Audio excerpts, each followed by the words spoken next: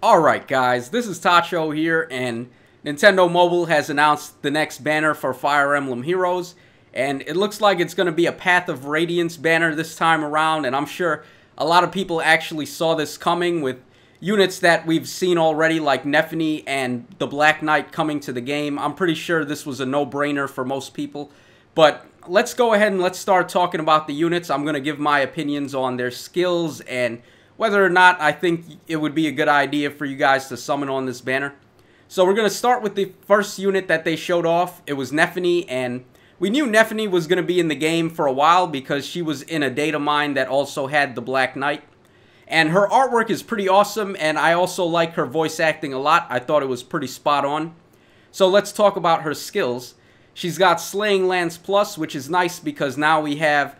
I'm pretty sure this was the last slaying weapon that we needed, so at this point every single killing weapon in the game has been phased out, and we have their big brothers, the slaying weapons, to work with now, so that's pretty cool there. She has Moonbow as her special attack. Not too much to say about that, we all know about Moonbow. She has Attack and Speed up 2 as her passive A slot. Not a bad one, but probably something you're going to replace with. If you want stats like that, I would say go with Fury 3 or... There's a whole bunch of options, really. The A slot is one of the most competitive slots for passive skills.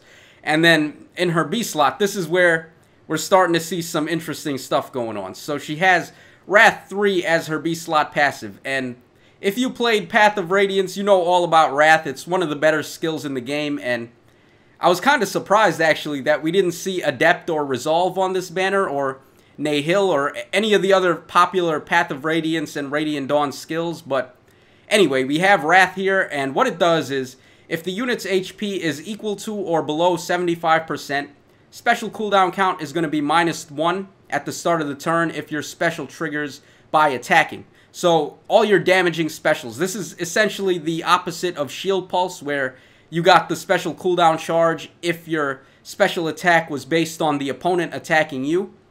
And also what it does is, if the special attack triggers, then you get +10 damage added directly to your special attack. So essentially it's the Wo Dao effect as well. This is a very powerful B-slot passive, guys. It's actually gross, kinda, how powerful this is. And what I'm wondering now is, as long as you're below or equal to 75%, is the special cooldown count -1 just gonna happen at the start of every turn? Like, can you possibly just wait it out and wait for your special to get ready before you make your attack? Because that seems a little powerful, guys. That's kind of gross. So I don't know too much to say about that. There's really nothing to say about that. There's very good B-slot passives already, but even with that being said, Wrath is going to find its way on a lot of setups if you really want it. And it's not going to be hard to get below 75% either, because if you've been using Desperation 3 already, then you know it's not too hard to get there. And the nice thing about it is there's a lot of ways to lower your own health, like with skills such as Fury 3 for the chip damage, and certain assist skills like Ardent Sacrifice and Reciprocal Aid. I think those might be the easiest ways, actually. So there's a lot of ways to abuse Wrath. It's very powerful, one of the best looking B-slot passives in the game. And if you're going to summon on this banner, then Nephany is not going to be a bad summon to go for. Even if she's not that good herself, Wrath is going to be fantastic skill fodder for your other units. Okay, so moving on to the next unit they showed off, we have Oscar here. He is a blue lance and he's on a horse. I'm actually surprised that Oscar made it onto this banner in light of a whole bunch of other units, because the thing about this banner is that there's only 3 units on it for some reason. I'm not sure why they didn't go with 4, and Oscar never really struck me as a particularly popular character in Path of Radiance, so I'm not sure why he's included on this banner, but I guess it's pretty cool that he's here. His weapon is Sapphire Lance Plus, not too much to say about that. His assist skill is a new one, it's Rally Speed and Defense, so he's giving Speed and Defense up 3 to any adjacent allies that he rallies on. So, it's not bad. This guy is kind of reminding me of Roderick a little bit. He's got Lancebreaker 3 in the B slot, and then his C slot is another unique skill. It's Spur, Speed, and Defense 2. So it's a double Spur skill, and adjacent allies are going to get Speed and Defense up 3 during combat. This is another interesting one that they're actually going back to, because if you remember way back when, the first banner that featured Ike, we also had Mist on that banner, and she also had a double spur skill. I think she had spur defense and res, and that one gave defense and res up 3 during combat to adjacent allies. So they're finally going back to that. I'm not sure why they went on hiatus with all the double spur skills, but I guess they did. So this one, I'm not really sure if I like this one too much, actually, because right now in the C slot for spurs, we have the drive skills, and I think those are a little bit better because they have an additional range on them, so it's easier to get the buff off. And they also stack very easy as well.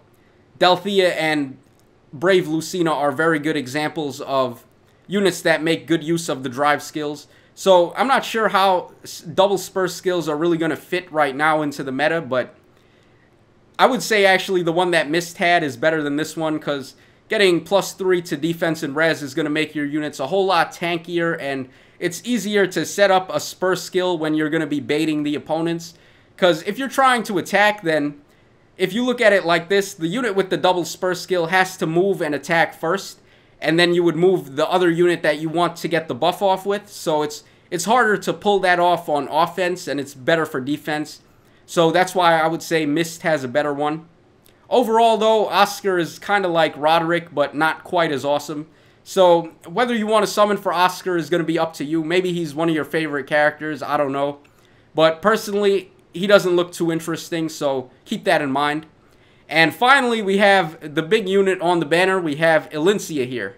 And she is a red sword, and she's also a Pegasus. And let me just say, guys, we desperately needed Elena for quite some time now, because as far as red flyers go, all we have really are Kata and Pala, and they're kind of underwhelming, to be honest. Not one of them is particularly too powerful. But anyway, Elena, she comes with Amity as her main weapon. It's got 11 might and 1 range and speed -2, and it's going to let her hit twice when initiating combat. So it's basically a brave weapon, if I'm not mistaken. And it's a way better brave weapon because it's got speed -2 rather than speed -5. And it's also got 11 might, which is 3 higher than all the brave weapons in the game. This is a very powerful weapon, guys, and because it's legendary, that's just going to make it even better. If you're using a Flyer Emblem team, then Elena is going to be an awesome unit for you guys to use. I would highly recommend, if your main team is Flyer Emblem, then Elena is looking like a must-have unit, actually, just because of her weapon. Then her assist skill is Ardent Sacrifice. Not too much to say about that. We already know all about Ardent Sacrifice. Not bad, though, if you want to run skills on her like Desperation, which would make a lot of sense because of the Amity being the brave type weapon. Then she comes with Deathblow 3 right off the bat. That's kind of like applying salt in the wound. They just made her especially good just because she has Deathblow 3 right off the bat like that. It's going to be very powerful with the brave weapon. And then her B-slot passive is Flyer Formation 3. This is a brand new B-slot passive. And what it says here is unit can move to a space adjacent to a flyer ally within 2 spaces. So it's like the opposite of Guidance 3, I guess, where instead of your allies being able to warp to you, this one is going to make her able to warp to your other allies. So that's pretty cool there. I can see this coming into play on Flyer Emblem a little bit, especially with the mages on the Flyer Emblem team like Bunny Camilla and Bikini Corin. So this is not bad, and it may be able to add some more mix-ups to your Flyer Emblem team. But I kind of think Desperation would be a little better on her with the fact that she has a brave weapon and Ardent Sacrifice. You would want to go for the quad attack, and that's not going to be hard to do, especially with Honed Flyers coming into play and giving her some massive buffs. So Elena is a very good unit and a must-have if you're using Flyer Emblem. Nephany is not bad either. She's got Wrath, which is a powerful B-slot that you're going to want on a lot of offensive units. And then we have Oscar, who is the runt of the litter in this batch and probably the least wanted unit on the banner overall. So that's it for my impressions on the Path of Radiance banner, guys. Let me know in the comments section down below how you feel about this, and let me also know what other Path of Radiance units did you want on this banner, because I gotta admit, guys, if they were going to pick only 3 units to add to the game, then Nephany and Elincia are pretty much shoo-ins due to their popularity, but there's a lot of other popular units in Path of Radiance that I'm surprised didn't actually make the cut. Like, Marcia would have been a pretty good choice. If you guys remember Marcia with her "oh crackers" talk, I like that girl. She was pretty fun. Then we have Jill, who would have been a really awesome unit as well. I'm surprised Jill isn't on this banner, actually, and I'm surprised they didn't go with 4 units and just put Jill in there. So that's it for my thoughts, guys. I don't know about Laguz units yet. They don't seem to be making an appearance, and I'm kind of baffled by that, but at the same time, it would be a lot of work for them to implement the Laguz units because they would have to make a whole new mechanic just for them. They work very differently from the other shapeshifters in Fire Emblem, like the ones that we had in Fates, like the foxes and the wolves, and also Yarn and Pan from Awakening. So, I don't know, guys. Laguz units seem to be, right now, a pipe dream, and it's going to be a while before we see them getting implemented into the game. But I would love to see them in the game nonetheless. So that's it for my breakdown on the banner, guys. Hope you enjoyed it, and as always, this is Tacho signing out. So cheers, have a great day, and I hope to see you again next time.